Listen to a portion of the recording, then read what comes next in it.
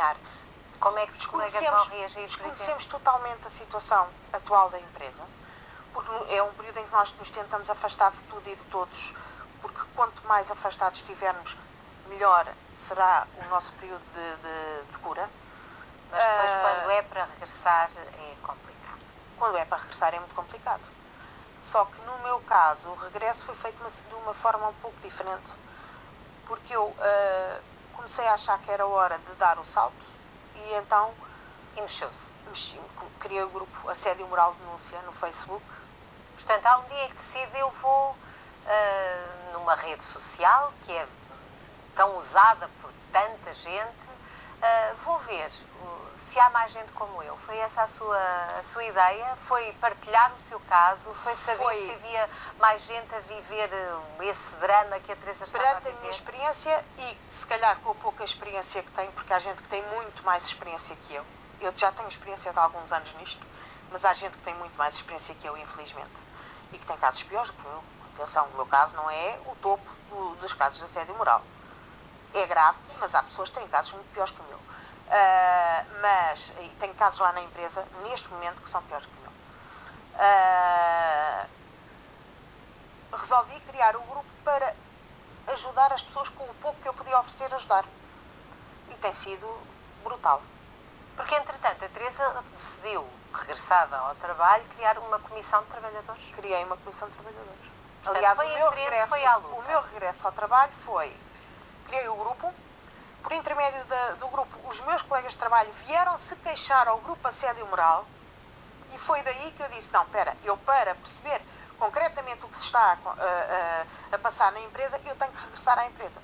Porque eu cá fora, eu ouço a opinião de uns, ouço a opinião dos outros, mas não estou lá dentro e não posso eu própria avaliar. Portanto, estudou as leis, estudou o Código do Trabalho, criou a Comissão de Trabalhadores, tem um projeto de lei na Assembleia da República para ver o que é que sai dali, de forma a que esta situação seja penalizada de outra forma. Doutora Sofia Matos, o que é que tem a dizer sobre esta iniciativa da Teresa? Não é uma, são várias. Tenho que dar os parabéns à Teresa e acho que ela falou tudo e muitíssimo bem. De facto, esta iniciativa que a Teresa demonstrou em apresentar um projeto para uma futura lei de regulação do assédio moral, está tudo dito. De facto, há um vazio enorme. O assédio moral, só para esclarecer os nossos espectadores, o assédio moral atualmente, perante a lei, é o quê? Tem um único artigo. Tem um artigo. Tem um artigo que diz que é o comportamento indesejado da entidade patronal. E veja-se a entidade patronal não como o patrão, mas até por colegas, porque há colegas que praticam o crime de assédio moral. Pode não ser o patrão cá acima e pode ser o patrão intermédio. Exatamente. Pode não ser o chefe máximo, pode ser um chefe intermédio. Ou até um colega que está em paridade.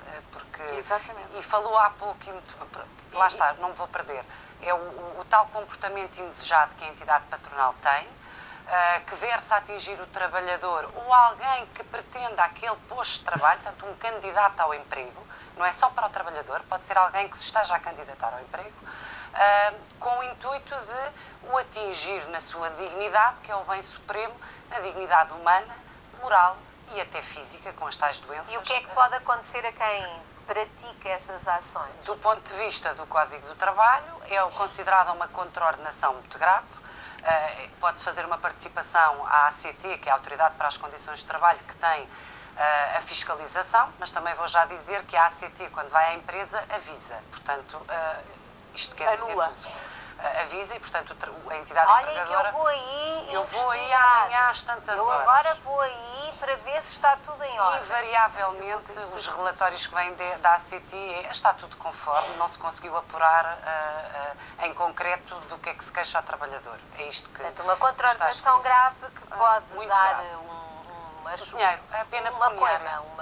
É a aplicação de uma multa. Pronto. E, portanto, é isso que é um dos combates atualmente da Teresa, é mudar esse estado de coisas e considerar os danos reais que uma situação destas pode... Os danos reais. E assim, relativamente à situação do ACT, aquilo que eu proponho, e um bocadinho à luz daquilo que se vê no Brasil, em todas as prefeituras, há um normativo relativamente ao assédio moral. E aquilo que eu proponho, e a ideia veio precisamente daí, aquilo que eu proponho na proposta é que a verificação seja feita, que seja criada uma norma e que a verificação seja feita pelas autarquias. Porquê? Que seja criado no Departamento de Recursos Humanos da Câmara uma secção que faça a verificação das situações de assédio moral, porque as autarquias são os órgãos que estão mais próximos dos cidadãos. E assim a situação fica descentralizada. E há uma maior proximidade dos cidadãos a irem ao encontro da verificação do seu problema. Porque verificar o problema é uma das dificuldades, e a Lúcia, que ouvimos antes do intervalo, falou disso mesmo, e esse é um dos problemas de toda a gente que vive esta situação, Lúcia, que é fazer a prova, e a Lúcia, uma das coisas que podiam estar a confirmar tudo aquilo que a Lúcia sentiu e viveu, tem a ver com os relatórios médicos, com os médicos a quem se dirigiu. Como é que isso foi? É assim, eu entrei, quando a primeira vez que fui ao psiquiatra, o psiquiatra achou que eu realmente tinha uma depressão muito grave e deu-me baixa. Deu-me baixa e o presidente da Câmara, ou algum funcionário mandado por ele, lá está, fizeram queixa de mim à junta médica a dizer que eu estava de baixa fraudulenta, portanto, que não estava doente. Eu fui à junta médica e a junta médica não só confirmou a minha doença, como me deu um período, salvo erro, de meio ano de baixa médica. Mas, claro, não ficando contentes, fizeram também queixa da junta médica. Então, eu fui à junta médica e lá acharam que eu devia ser submetida a uma perícia legal no Instituto de Medicina Legal. Veio o relatório do Instituto de Medicina Legal, relatório esse que diz, portanto, que foi o meu psiquiatra que o pediu, não podia ser eu, e esse relatório dizia que confirmava todas as minhas doenças, depressão, ansiedade e várias coisas, e provocados por conflitos laborais. Portanto, disso não há dúvida. A Lúcia está, neste momento, à espera de uma última decisão do Tribunal. Do Tribunal, sim. Do Tribunal da Relação. Sim.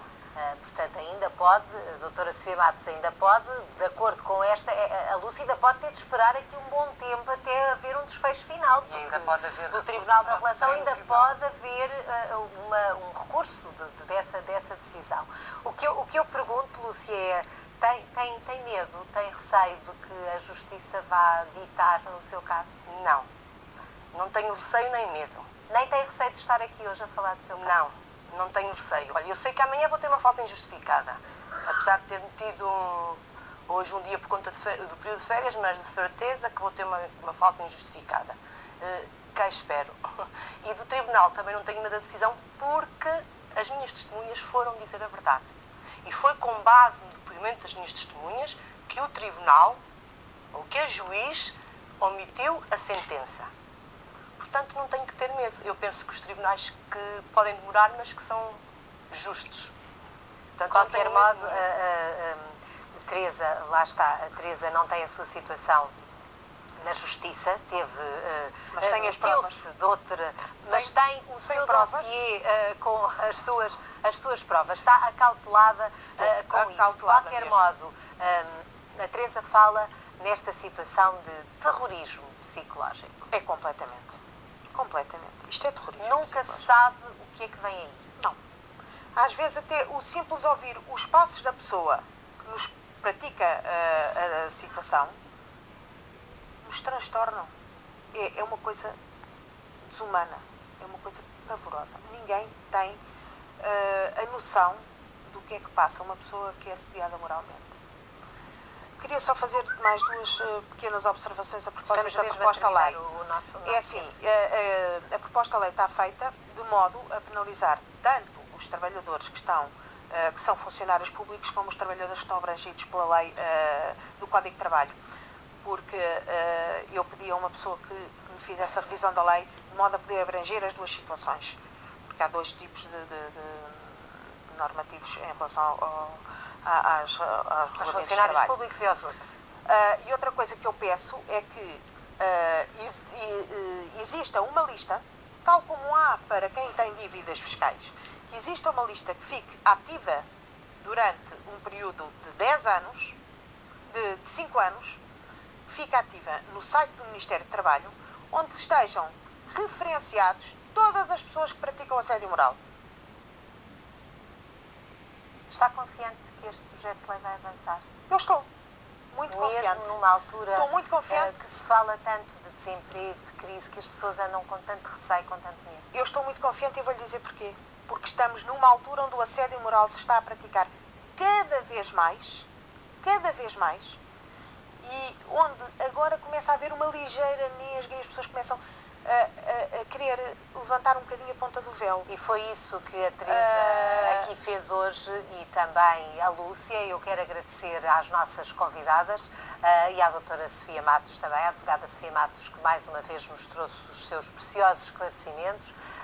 E já que estamos a terminar esta parte do programa, eu peço uma salva de palmas para a coragem destas mulheres que estiveram aqui.